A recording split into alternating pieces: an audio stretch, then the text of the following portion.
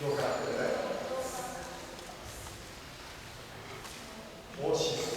O și su. Su înseamnă sabie și su. Și o înseamnă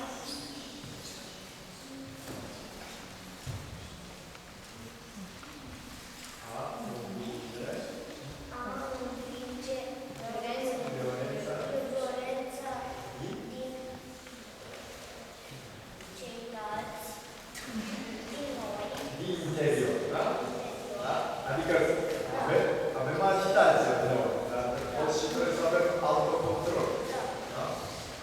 Și din exterior. Bun, hai, mulțumim. Așa. Asta. Așa. Tu poți să spui mai departe, nu? Despre os. Bun, mai poți să spui cu cuvinte.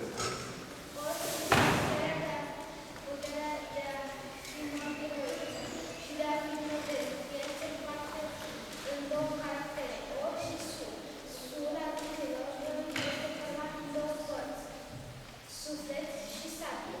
Sabia era sufletul samuraiului, dar sabia neascuțită era în tine. Bun, hai, mulțumim. Bine. Și Andrei? Despre su. Adi a spus despre su, da? Su de la os. Su formată din două părți. Sabie și suflet. Bun. Samurai, care a fost și Liza, o ținea sabia unde? O ținea sabia în teatră. Și pentru noi, sabia ce reprezintă? Tehnica de luptă. Și suflet?